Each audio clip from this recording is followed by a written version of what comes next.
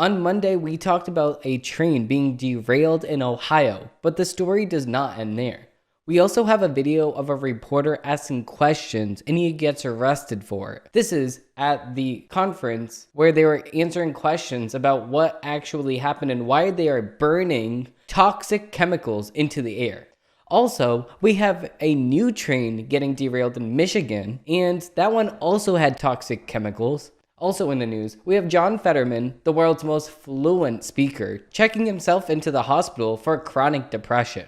CNN questioning about Joe Biden's age, Ron DeSantis trying to privatize Social Security and Medicare, and lastly, we have Ann Coulter telling Nikki Haley to, quote, go back to your own country. As you can tell, this is a huge show. So without further ado, I got facts over tracks, this and that, spitting slow, spitting fast, I could roast, I could gas, think I'm okay at last, but I don't know if that can erase all the past. I'm your host, Dimitri Cerrujo, and you're watching The Dimitri Cerrujo Show. Let me start off with the video of the reporter actually trying to ask the officials on the case of burning toxic chemicals into the air in Ohio, questions about the trail derailment and such questions like that, getting arrested here. So, a few things. I don't even know what's going through the police officer's head at the very moment, because I can't even figure out why he would even think that this would be a thing that you could possibly do. This is an infringement on his First Amendment right because he's a journalist. That's freedom of the press, freedom of speech.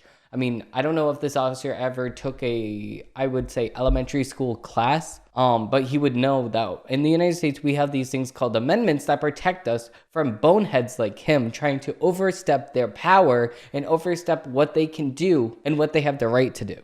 Police officers do not have any rights other than what is said in the Constitution. Yes, they have some cases that they can go a little harsher, but they should not go harsh like this because this is uncalled for. Like I said a few weeks ago, we should hold police officers accountable for exactly what they do. So, the governor of Ohio is a Republican. What does he have to say about this right here? I completely agree with him. This is illegal. He has every single right to be there and ask questions. So the fact that he even got arrested and embarrassed on live TV is absurd and beyond like conceivable at this point. It's just totally bizarre. And I think that this is actually Nazi Germany at this point. So, also, I would be mad if this was actually me, but I don't know what was actually, and this is a total like different side of looking at it. I don't know what happened behind the scenes before the camera started rolling. So it's like, this is crazy, but it's also, I would be mad too if I was in this situation because toxic chemicals are being burned into the air. Like, who the hell do you think that you are burning toxic chemicals into the air in which we breathe in, looking at the ponds, looking at the lakes, seeing dead fish floating up on top, upside down, seeing livestock be killed right in front of our eyes, see all of our water supply in the wells in Ohio get destroyed and poisoned because you thought that it was a good idea to burn these materials instead of just putting them back where you found them? Just because they're on the ground does not mean you need to dig a hole and burn it. No, because you're going to be mad at us, or you're going to be mad at your grandma for riding her gasoline-powered car to the grocery store, but you're not going to be mad at these knuckleheads for burning toxic chemicals into the air. What a backwards thinking society that we live in. It is devastating and disappointing beyond belief that we have lived and we are currently living in a society in which you cannot even go to the grocery store in a gasoline-powered car in California coming soon in 2030, I guess. I don't know what they updated it to. But in 2030, you cannot even have a gasoline-powered car that's new in California. You can only have an EV. So if you can only have an EV, you would think that they would care about the environment. They would care about, I guess, the toxic fumes that are burning out of your combust engine inside of your car. You would think that they would care a little bit about that, but I guess they don't. It is all for political gain, and it is all for political brownie points. Now, this is exactly what we've been saying from the very beginning.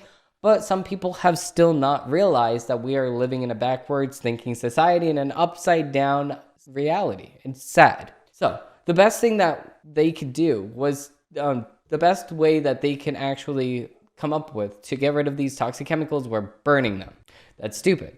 I can't wait to see the lawsuit coming out of this situation, and I cannot wait to see what the court decides to do with this police chief and sergeant for completely making up a story to get this journalist arrested. Now, that will be very fun to cover once it comes out. With that being said, let's dig into the headline of the week. Moving into our first article from the headlines of the week, we have John Fetterman actually checking himself into the hospital for quote, mental health issues. Now, the mental health issues that he has stated is chronic depression. Now, I would be very depressed if I was John Fetterman too, but also at the same exact time, I would not be able to communicate that because I would be stuttering so much as to not even know what to say for the very next word. It's very sad. That's a sad life. And whoever had him go out there and run for Senate is just crazy. Like you're an evil person. John Fetterman's wife is just an evil person for ever having John Fetterman run for Senate of the United States of America. What a laughing stock you are. Now, moving with the article, Senator John Fetterman reportedly checked himself into a hospital Wednesday night for mental health issues, according to a statement from his office. The statement said that the decision to check Fetterman into the hospital came after the attending physician of the United States Congress recommended that he did so. Last night, Senator John Fetterman checked himself into Walter Reed National Military Medical Center to receive treatment for clinical depression, his office said. While John has experienced depression off and on throughout his life, it has only become severe in recent weeks, of course, because you're getting made fun of left and right, and I would not like to say publicly if I do agree or disagree. After examining John, the doctors at Walter Reed told us that John is getting the care he needs, and he will be back to himself soon. The statement concluded. The New York Times reported late last week that Fetterman was struggling with serious mental health issues and often cannot understand the words that others are saying to him following the stroke that nearly killed him last year. Of course, because even with an interview on the news station, he needed to have a translation of what's happening. And even the debate with Dr. Oz, he needed that translation of what's being said. The report said that Fetterman's struggles are significantly worse than when he is under any kind of stress. Okay, so you're not fit to be a senator. Get out of there. Oh my God, I would just resign if I was him. Fetterman has indicated that when he's under stress, trying to understand what other people are saying, like trying to make out the muffled voice in the Peanuts cartoon, whose words could never be deciphered, the report said. The report came following Fetterman's hospitalization last week after feeling lightheaded at a Democrat Senate retreat. Of course, this was at the State of the Union address from Joe Biden. All the cool people were there, I guess. All the senators and the congressmen. All of those people were there listening to Sleepy Joe speak and have a speech. And there he felt lightheaded because of all of the lies that Joe Biden was spewing out of his mashed potato-filled mouth. And I would be feeling lightheaded too if I had to sit there for an hour and a half, in which I did not do so because I watched 5 minutes of that and I said, no, thank you. I was supposed to watch an hour and 30 minutes and I said, no, I don't feel like doing that. Nope, because I will fall asleep, one. Number two is I will lose all of my IQ that I somehow have. After dealing with politics for so long, and I just do not want to do that. So I don't blame him for feeling lightheaded either, as I will be feeling the same exact way if I was in his situation. Now, the report noted that the stroke last year has taken a very real psychological toll on him, and that he has had to come to terms with the fact that he may be I can't talk either. Wow. Am I catching up to John Fetterman? Had to come to terms with the fact that he might have set himself back permanently by not taking the recommended amount of rest during the campaign. Of course he didn't, because he had the big head and he wanted to continue running. He did not want to listen to anybody else. Fetterman's office released a statement on Friday evening claiming that medical tests from his most recent health episode came back negative. A few minutes ago, Senator John Fetterman was discharged from the Washington University Hospital, the statement said. In addition to the CT, CTA, and MRI tests rolling out a stroke, his EEG test results came back normal with no evidence of seizures. John is looking forward to spending some time with his family and returning to Senate on Monday, the statement added. So, what does this mean? John Fetterman, you're not healthy and you're not fit for Senate of the United States, so please unhonorably resign, please.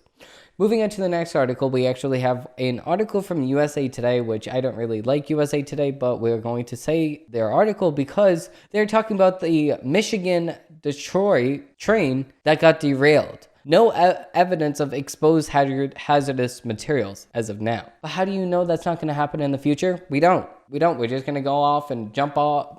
We're going to jump to so many conclusions. We're going to lose some weight over here at USA Today. That's why I don't like them.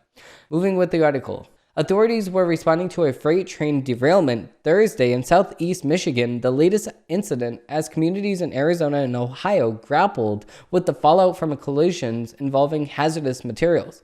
Emergency crews were on the scene in Van Buren Township, where about 30 Norfolk Southern Railway trains went off the tracks Thursday morning. The derailment prompted temporary road closures, which were expected to reopen by the evening, the local public safety department said on Facebook. The township is located about 30 miles west of downtown Detroit. While an investigation into the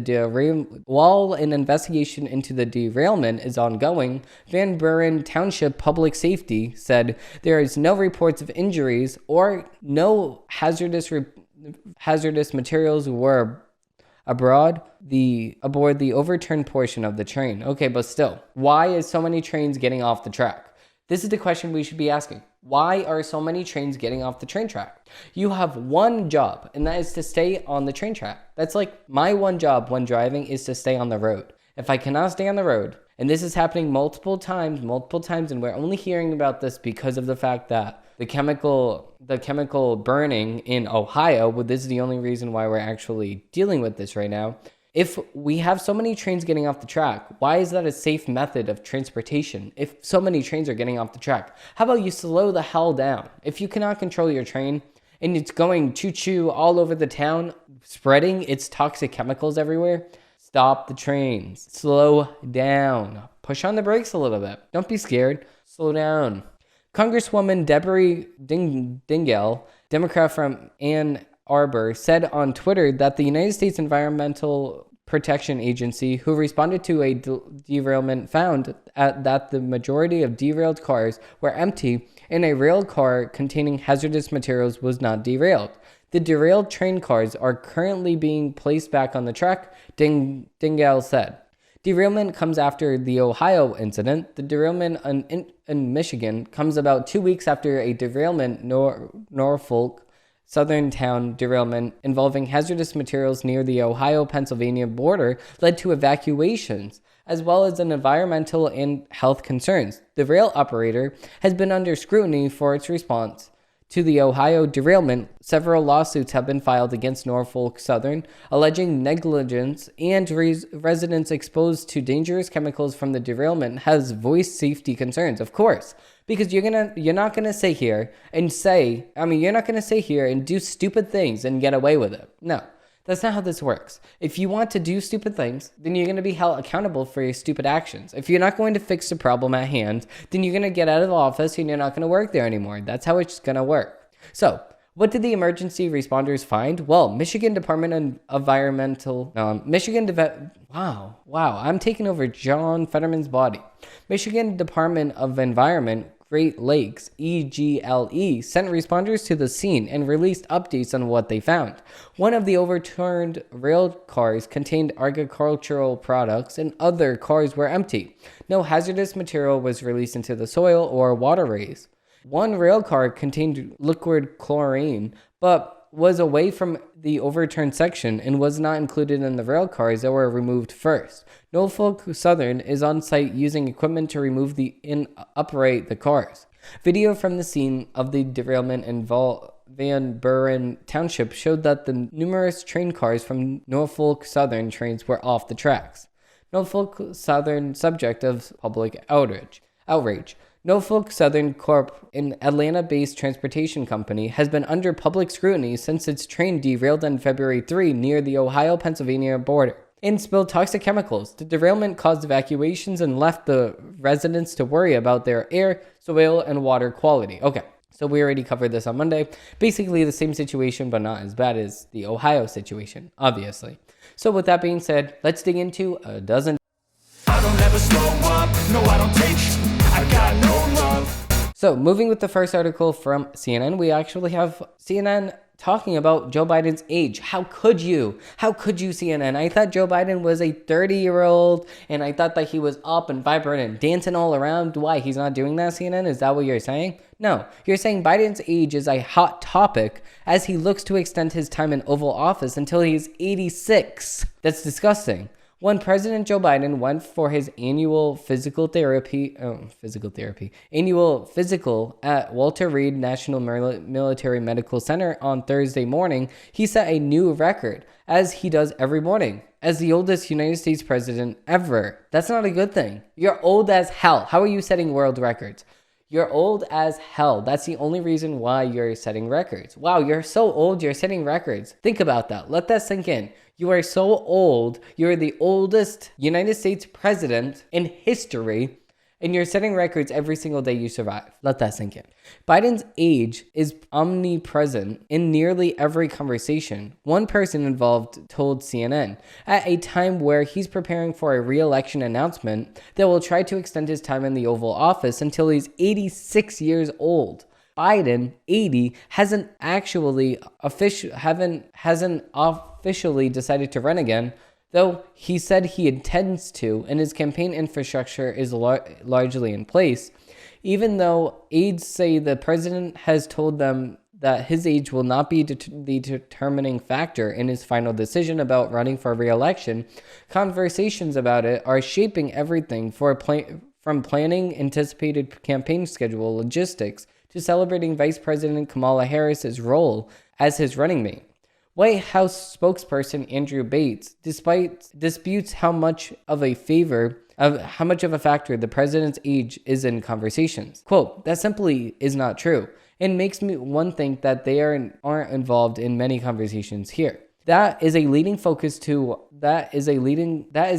focus on events that will try to play up the president's vitality while trying to strike a balance in the schedule of a man who tends to make more blunders when tired. It also underscores the importance of a State of the Union address. Advisors viewed as Biden at his best, from candies and delivery to his off-script sparring with Republicans in the House chamber. Okay, so they said that Joe Biden was sparring with Republicans in the House chamber. No. What he was doing was he was making up lies, and then he had to face the repercussions of his lies in real time. That's a you problem. That's a you problem. Don't lie. Why do you have to lie? Don't lie. If you lie, too bad, so sad for you. You lied. Well, that's what you get. When you lie, you get recorrected. You lied, you get recorrected. That's about it. And at least his implicity, it also represented a window into why his age shouldn't be viewed as a deterrent to his efforts to lead the country down that path. The effort was immediate, with at least one group watching, quietly anxious Democratic officials, more than a dozen, acknowledged after the fact. Was a night that either put to rest or went a long way in assuring their lingering concerns about the party's leader. That Biden reportedly went back to the phrase "finish the job" roughly a dozen times during the speech wasn't exactly subtle. One of the Democrats said, though advisors say Biden would keep to the standard of not starting daily campaigning for at least a year, just as Barack Obama did in 2011. They're already looking for low-impact ways to maximize keeping him in the public eye. To some extent, it would track and build on the oft-criticized formula developed in the lead up to the midterms, where Biden echoed a road warrior, rally-heavy strategy and targeted events, the smaller crowds instead. And the reason why he did the smaller crowds was because of COVID, and they didn't want anybody that was more than 2 people getting together. That's why. Moving on to the next article, we actually have another CNN article. We have Ron DeSantis once exposed support for privatizing Social Security and Medicare, giving his rivals an opening. Okay, so the only opening that you need is an opening in your ears to listen up to the statistics. This is actually according to the Social Security Administration.governor's website, ssa.gov. As a result of changes to Social Security enacted in 1983, benefits are now expected to be payable in full on a timely basis until 2037, when the trust fund reserves are projected to become extinguished. At the point where the reserves are used up, continuing taxes are expected to be enough to pay 76% of the scheduled benefits. Thus, the Congress will need to make changes to the scheduled benefits and revenue sources for the program in the future. The Social Security Board of Trustees project that changes equivalent to an immediate reduction in benefits of about 13% or an immediate increase in combined payroll tax from 12.4% to 14.4%, or some combination of these changes would be sufficient to allow full payment to the scheduled benefits for the next 75 years. Since the inception of the Social Security program in 1935, scheduled benefits have always been paid on a timely basis through a series of modifications in the law that will continue. Social Security provides a basic level of monthly income to workers and their families after the workers have reached an old age, become disabled, or died. The program now provides benefits for over 50 million people, and it is financed with the payroll taxes from over 150 million workers. Listen to this again. 50 million people are financed with the payroll taxes from over 150 million workers. Did I say that slow enough for you? How the hell does it take 150 million people, more than that, because that's what they said, more than 150 million people? How is that not enough for 50 million people? What are you doing with the money? What are you doing with the money that we are paying into the system? It's a money pit, and it needs to go right now. Moving on to the next article from MSNBC, we actually have Michigan State was supposed to be safe. Now lawmakers must act. So this is because of the fact that we had a mass shooting at Michigan State University. But of course, every single mass shooting, they try to politicize, so we will not be reading this article. Moving on to the next article from MSNBC, because I'm going to skip that one entirely. Ann Coulter tells Nikki Haley to go back to your own country in racist rant against new GOP presidential candidate. Okay, so the left is not going to freak out about this. Well, let's read what MSNBC has to say about this. Conservative pundit Ann Coulter is under fire for a racist tirade against new Republican presidential candidate Nikki Haley. In an appearance on the Mark Simon Show podcast this week, Coulter made several xenophobic comments about Haley and the former governor of South Carolina, who was born in the United States to Indian American immigrant parents. Quote, "Why don't you go back to your own country?" Coulter said. Coulter, known for her racist and anti-immigrant stances, attacked India as well. Her candidacy did remind me that I need to immigrate to India, so I can demand they can start taking down parts of their history, she said. What's with the worshipping of cows? They're all starting over there. They're all starving over there. Did you know that they have a rat temple where they worship rats? Haley did not respond to a request for comment. Coulter also called Haley a bimbo and a preposterous creature, criticizing her for having an advance advocating removing of the Confederate flag from the grounds of South Carolina State House in the wake of the 2015 shooting at Amarillo African Methodist Episcopal Church in Charleston. Quote, "This is my country, lady," she said. I'm not an American Indian, and I don't like them taking down all these monuments." Haley announced her candidacy Tuesday, making her the first Republican opponent for President Donald Trump, for former President Donald Trump, for whom Coulter has been a local proponent. Okay, so just because Nikki Haley is born by immigrants of Indian descent, she's told to get out of the country. Now, Ann Coulter, you're not funny at all. Nobody finds you funny, so just stop. Moving on to the next article, we actually have an NPC or NPR article, or an NPR affiliate, LAist, which is rising egg prices for the birds. Maybe it's time to raise backyard chickens. Now, if only I could do this. I do live in a city, so it's illegal for me to do this, but soaring egg prices, completely empty shelves at Costco, rationing your use of eggs in cooking, the deadliest outbreak of the bird flu on record wiped out more than 50 million poultry birds and made us all rethink our devil may care reliance on a continuous supply of eggs. Okay, so I'm going to stop you right there. LAist.com. You need to stop. You need to actually do the research. You need to do the hard work. You need to do some journalism. It's not because of the virus that we have a low supply of eggs. It's because of the fact that the farmers think it's the virus causing the chickens not to lay eggs. They think that they have a virus going on and thus they kill them. But in reality, it is the largest manufacturer for chicken feed, Hilldale Farms, producing chicken feed themselves and selling their own eggs. That's a conflict of interest, obviously, Hilldale Farms.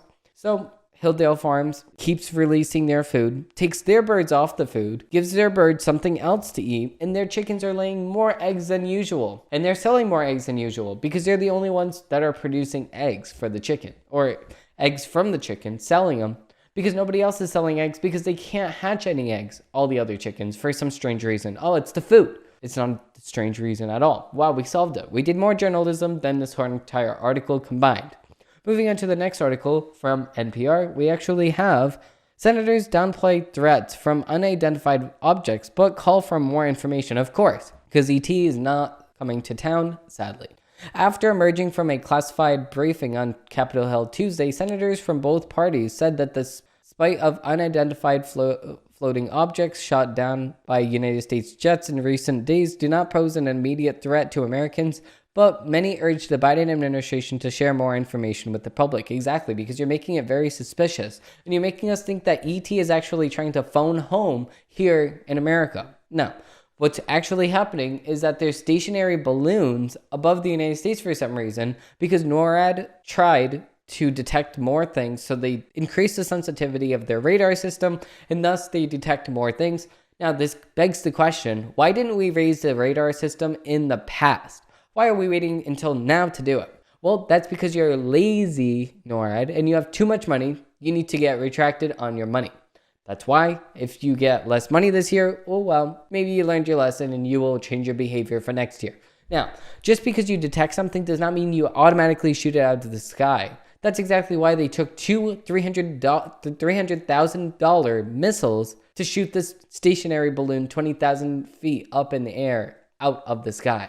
This is an embarrassment for the United States military. It took them 2 heat-striking missiles to shoot balloons down, and they missed the first time. It's just a big facepalm and a complete slap in the face to all of these military soldiers that gave so much years to the force just to be embarrassed by this one person that does not know how to aim a gun. That's an embarrassment. But with that being said, that's going to be it for this episode of the Demetrius Rougeau Show. I have run out of time. I would love to keep talking to you guys, but I have sadly ran out of time. Thank you all for watching, and I hope you enjoyed this episode. If you did, and you do want to hear more about what I have to say, please look at the link down below, because I do have other episodes that you can watch from the Demetrius Rougeau Show. Thank you all for watching. If you did like this episode, please review it on Apple Podcasts or wherever you get your podcasts from, or you can like and subscribe down below on YouTube. Thank you all for watching, and I hope you have a great rest of your day. Bye. Hey, were you really going to click off this video before leaving a like and subscribing down below? Wow, so rude.